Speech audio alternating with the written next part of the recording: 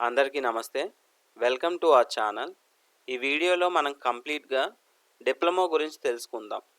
Inter versus diploma ఈ రెండిట్లో ఏది బెస్ట్? పాలిసెట్ ఎగ్జామ్ రాసిన తర్వాత మనకి మొత్తం ఎన్ని కాలేజెస్ ఉన్నాయి? అదేవిధంగా ఉన్న కాలేజెస్‌లో బెస్ట్ కాలేజెస్ ఏంటి? బెస్ట్ కాలేజెస్‌లో మనకి ర్యాంక్ రావాలంటే ఎన్ని మార్క్స్ రావాలి? అదేవిధంగా మనకి ఏమేమి బ్రాంచెస్ ఉన్నాయి? అదేవిధంగా ఏ బ్రాంచ్‌లో జాయిన్ అయితే మనకి ఏ జాబ్ వస్తుంది? గవర్నమెంట్ జాబ్స్ ఏమున్నాయి డిప్లొమా మీద? సెంట్రల్ గవర్నమెంట్ జాబ్స్ ఏమున్నాయి? పబ్లిక్ సెక్టార్ జాబ్స్ ఏమున్నాయి అనేది మనం కంప్లీట్‌గా తెలుసుకుందాం. ఫస్ట్ వచ్చేస్తే ఇంటర్ వర్సెస్ డిప్లొమా. ఇది చాలామంది కొంతమంది స్టూడెంట్స్ మాత్రం కన్‌ఫ్యూజ్ అవుతారు. డిప్లొమా చేసేద్దామా? జాబ్ తెచ్చేసుకుందాం ఎర్లీగా అని ఆలోచిస్తారు. అయితే ఇంటర్‌కెళ్దామా? ఈ కన్‌ఫ్యూజన్ అయితే మీకు ఇక్కడ రిజాల్వ్ అవుతుంది. నార్మల్‌గా ఇంటర్మీడియేట్ వచ్చేసరికి మనకి 2 ఇయర్స్, డిప్లొమా వచ్చేసరికి 3 ఇయర్స్. అండ్ గోల్ వచ్చేసరికి ఇంటర్ ఎవరైతే 2 సంవత్సరాలు చేస్తారో, ఇంటర్ బేస్ చేసుకొనైతే జాబ్స్ ఎవరు ఇవ్వరు కదా! కంపల్సరీగా వాళ్ళు డిగ్రీ గానీ, ఇంజినీరింగ్ గానీ చేయాల్సిందే. కానీ డిప్లొమా చేస్తే నీకు డిప్లొమా అయిపోయేసరికి నీకు టెక్నీషియన్ జాబ్స్ అయితే ఉంటాయన్నమాట. స్టేట్ గవర్నమెంట్ కానీ, సెంట్రల్ గవర్నమెంట్‌లో కానీ మనకి టెక్నీషియన్ పోస్టులు డిప్లొమా బేస్డ్ మీద పడుతూ ఉంటాయి. కాబట్టి ఎవరైతే మిడిల్ క్లాస్ ఫ్యామిలీస్‌లో ఇంకొంచెం బిలో మిడిల్ క్లాస్‌లో తొందరగా జాబ్ తెచ్చుకొని మనం ఫ్యామిలీకి అండగా ఉండాలనుకునే వాళ్ళు అలాంటి స్టూడెంట్స్‌కి ఇది బెస్ట్ ఆప్షన్ అనే చెప్పాలన్నమాట. ఎర్లీగా పికప్ చేసుకోవచ్చు గ్రోత్ అనేది. జాబ్ అయితే ఎర్లీగా వస్తుంది. మనకి ఇక్కడ లేట్ అవుతుంది. అదే కెరీర్ స్టార్ట్ అనేది లేట్. ఇక్కడ ఎర్లీగా జరుగుతుంది. మనకి కోర్స్ అవ్వగానే ఇంటర్ అవ్వగానే ఎవరు జాబ్ ఇవ్వరు. కానీ డిప్లొమా అవ్వగానే జాబ్ అయితే వస్తుంది. అండ్ హైయర్ ఎడ్యుకేషన్ వచ్చేసరికి మనకి బీటెక్ 4 ఇయర్స్ చేయాలి ఇంటర్ తర్వాత. సపోజ్ డిప్లొమా చేసావు. డిప్లొమా చేశాక కూడా 3 ఏళ్ళు ఇంజినీరింగ్ చేయాలనుకో, పరిస్థితుల ప్రభావం నీకు జాబ్స్ రాలేదు. ఇంజినీరింగ్ చేయాలి అనుకుంటే నువ్వు బీటెక్ ఫస్ట్ ఇయర్ చదవాల్సిన పని లేదు. ఎవరైతే డిప్లొమా స్టూడెంట్స్ ఉన్నారో వాళ్ళని డైరెక్ట్‌గా బీటెక్ సెకండ్ ఇయర్‌కి జాయిన్ అవ్వచ్చు. వాళ్ళు లేటరల్ ఎంట్రీస్‌గా అడ్మిషన్ అనేది వస్తదనమాట బీటెక్‌లోకి.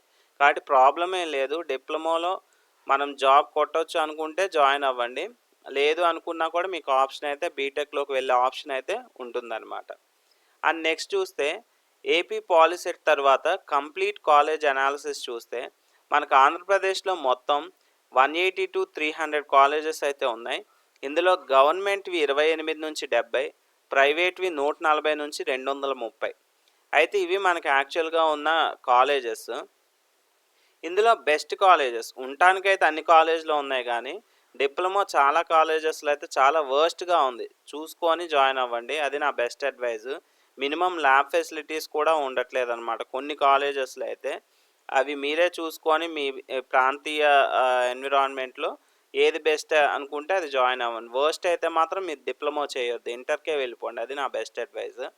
కాబట్టి ఇక్కడ గవర్నమెంట్ కాలేజెస్‌లో టాప్‌లో ఉన్నది Andhra polytechnic Kakinada, government polytechnic Vijayawada, government polytechnic Visakhapatnam, Sri Venkateswara government polytechnic Tirupati, MBTS government polytechnic Guntur, అదేవిధంగా ఇవన్నీ government polytechnic Nellore, Srikakulam, Anantapur, Krosuru, Srisailam.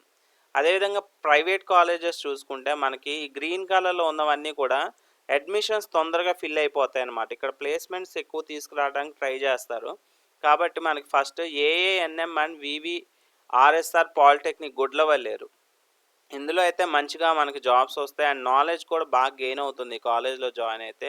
And next item polytechnic Tekkali, Vignan polytechnic Guntur, అదేవిధంగా MIC college Kanchikacherla, Sasi institute of technology Tadepalligudem, Aditya polytechnic Peddapuram, గైడ్ సాంకేతిక Visakha, SVCET polytechnic Chittoor, Annamacharya Kadapa.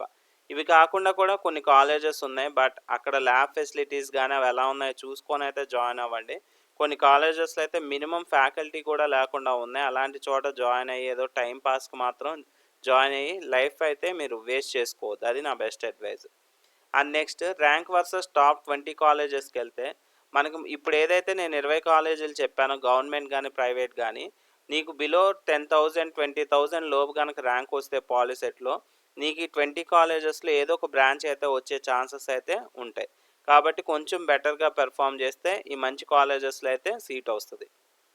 And next job roles based on branch. ఇప్పుడు నువ్వు డిప్లొమాలో CSC తీసుకున్నావే అనుకో, నీకు ఏమేమి జాబ్స్ వస్తాయంటే ఐటీ సపోర్ట్ ఇంజనీర్ అంటే సిస్టమ్ మెయింటెనెన్స్ వర్క్ చేసుకోవాలి. ఇక్కడైతే నీకు శాలరీ 10K టు 20K 20,000 వరకు వస్తుంది. అండ్ జూనియర్ డెవలపర్ అనమాట, అంటే బేసిక్ కోడింగ్ నువ్వు నేర్చుకొని అది చేయాలి. 15,000 నుంచి 25,000 వరకు వస్తుంది. And data entry back office, ఇది ఆఫీస్ వర్క్ చేయడానికి అప్ టు 18,000 వరకు. అండ్ టెస్టింగ్ ఇంజనీర్స్గా వీళ్ళు చేయాల్సింది ఏంటంటే సాఫ్ట్వేర్ టెస్టింగ్ అనమాట, వీళ్ళకైతే 22,000 వరకు కూడా శాలరీ వస్తుంది. అండ్ నెక్స్ట్ వచ్చేసరికి ECE, job roles based on ECE చేస్తే నీకు ఏమేమి జాబ్స్ వస్తాయి అంటే ఎలక్ట్రానిక్ టెక్నీషియన్ అంటే సర్క్యూట్ మెయింటెనెన్స్ ఇవన్నీ చూసుకోవాలి, వీళ్ళకి 18,000 వరకు శాలరీ వస్తుంది.